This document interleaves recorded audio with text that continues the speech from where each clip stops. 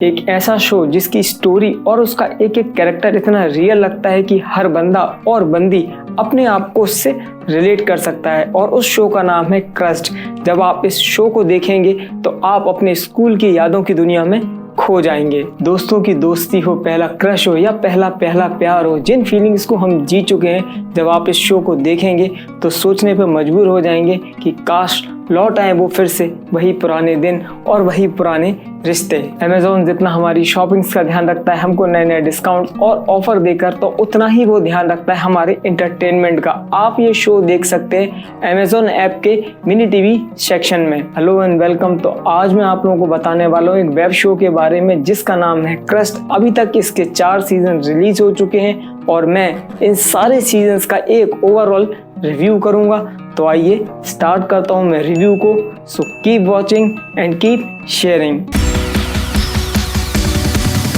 कहानी की शुरुआत होती है एलसीसी से, लखनऊ सेंट्रल कॉन्वेंट से, जहां संविधान, जिसको कि प्यार से सैम कहा जाता है, और आद्या और उनके 6 दोस्तों की। वैसे तो संविधान और आद्या क्लासमेट्स हैं, पर उनके बीच में कोई दोस्ती नहीं थी। पर एक मिसअंडरस्टैंडिंग से उनके बीच दोस्ती होती है, दोस्ती से प्यार होता है, और प्यार होने के बाद मिलने और बिछड़ने की कहानी को दिखाता है ये पूरा शो, जिसका नाम है क्रस्ट।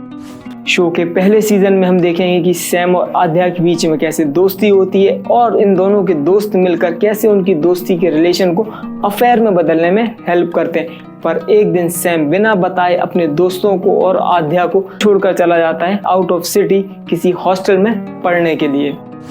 शो के सेकंड सीजन में हम देखेंगे एक नए बंदे की एंट्री जिसका नाम है समर्थ, जो एडमिशन लेता है एलसीसी में। जब आद्या अकेली पड़ जाती है सैम के चले जाने के बाद, तब समर्थ और आद्या के बीच में धीरे धीरे केमिस्ट्री डेवलप होती है और इन दोनों की दोस्ती धीरे धीरे एक अफेयर में कन्वर्ट होने लगती है। पर एंड में समर्थ भी चला जाता है देहरादून, क्योंकि उसके फादर एक आर्मी ऑफिसर थे। उनके ट्रांसफर की वजह से फिर से आद्या अकेली रह जाती है। सीजन 3 में आद्या अपने दोस्तों के साथ जाती है देहरादून स्कूल ट्रिप पर और वहां जाकर मिलती है समर्थ से। और मिलने के बाद धीरे धीरे जब वो एक दूसरे के साथ टाइम स्पेंड करते हैं तो उनके बीच केमिस्ट्री डेवलप होने लगती है फिर से।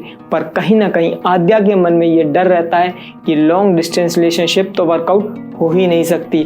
और सीजन 3 के एंड होते होते यही होता है कि आद्या अपने रिलेशन को ब्रेक ऑफ करके चली आती है वापस लखनऊ।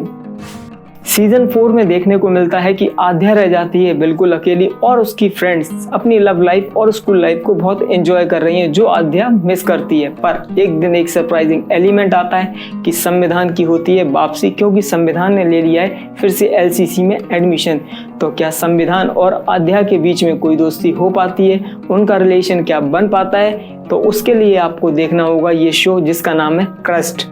अभी तक मैंने आपको बताया शो के मेन कैरेक्टर और उसकी 4 सीजन की स्टोरी के बारे में। अब मैं बताता हूँ इस शो में ऐसा नया और खास क्या है जो अभी तक हमने इससे पहले और अदर शो में नहीं देखा है। स्टूडेंट लाइफ, लव स्टोरीज तो हम बॉलीवुड की फिल्मों में और सीरियल्स में देख चुके हैं, पर इस शो की खास बात और यूनिक बात ये है कि इसमें आउट एंड आउट आपको स्कूल लाइफ को देखने को मिलेगा, जो हम अभी तक किसी भी शो में नहीं देखा है। और जब आप इसको देखेंगे तो देखने के बाद डेफिनेटली ये तो जरूर सोचेंगे कि काश मैं अपने स्कूल के दिनों में वापस फिर से लौट जाऊं, क्योंकि वो दोस्तों की दोस्ती, पहला प्यार, ये सारी चीजें आपने इससे पहले नहीं देखी होंगी। इस शो का एक एक कैरेक्टर इतना स्पेशल और यूनिक है कि जब आप इस शो को देखेंगे तो आप हर एक कैरेक्टर को अपने आसपास जो आपके दोस्त रहे हैं उनमें कहीं ना कहीं उससे रिलेट कर लेंगे। दोस्तों के बीच में होने वाली वो इमोशनल, नॉटी और बकैती वाली कन्वर्सेशन आपको साफ देखने को मिलेगी और आप कहीं ना कहीं उनसे अपने आप को रिलेट करेंगे और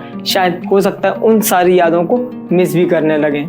शो में यूनिक चीज ये है कि पॉजिटिव और नेगेटिव कैरेक्टर्स के बीच में बहुत अच्छी बॉन्डिंग दिखाई गई है। सारी लड़कियां पढ़ने में तो टॉपर हैं, पर उनके नेचर और बिहेवियर टोटली डिफरेंट है। बात रही लड़कों की, तो लड़के भी सेम उसी पैटर्न पे हैं, बस उनमें डिफरेंस ये है कि कोई लड़का पढ़ने में बहुत टॉप है, कोई एवरेज है तो कोई बिलो एवरेज है। पर बॉन्डिंग्स पॉजिटिव और नेगेटिव्स की काफी अच्छे तरीके से दिखाई गई है। शो में एक चीज बड़ी अच्छी दिखाई है कि जितने भी कैरेक्टर्स हैं उनके बीच के रिलेशंस में जो इनोसेंस है उसको बहुत अच्छे से मेंटेन किया गया है। जहां ये दिखाया गया है कि दोस्तों के बीच हम खुल के कुछ भी कह सकते हैं, हम उनसे लड़ भी सकते हैं और जो दिल में आएगा हम उन्हें बता सकते हैं, क्योंकि हमें पता है कि शायद मुझे कोई जज नहीं करेगा। शो में 2 इमोशंस ऐसे हैं जिनको आप बहुत एंजॉय करेंगे, एक तो दोस्ती वाले इमोशन को और दूसरा लव एंगल वाले इमोशन को। पर एक इमोशन ऐसा भी है इसमें जिसको देखने पर आप हो सकता है सैड हो जाए, और वो ये है जब सारे स्टूडेंट्स को ये मालूम चलता है कि उनको एक दिन स्कूल छोड़कर जाना है फेयरवेल वाले डे पर, तो उसके बाद जो माहौल वहाँ बनता है वो इतना गमगीन और इतना सेंटी हो जाता है कि हर किसी की आंखों से आंसू आ जाते हैं। आंखों में आंसू लेकर हर बंदा और बंदी एक दूसरे से गले मिलकर बस यही कहता है कि काश ये दिन कभी खत्म ना हो, हम इन पलों को बस यूं ही जीते रहें।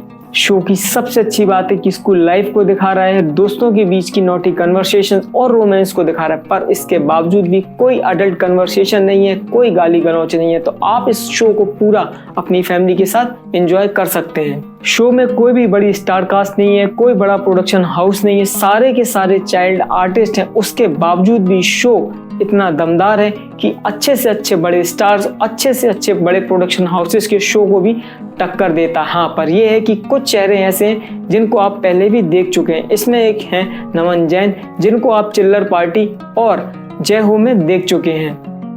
शो की मेन स्टार कास्ट में आद्या आनंद जो रोल प्ले कर रही हैं आद्या का, और रुद्राक्ष जायसवाल जो रोल प्ले कर रहे हैं संविधान का, और प्रतीक का रोल प्ले कर रहे हैं नमन जैन, और उर्वी सिंह रोल प्ले कर रही हैं जैज या जैस्मीन का।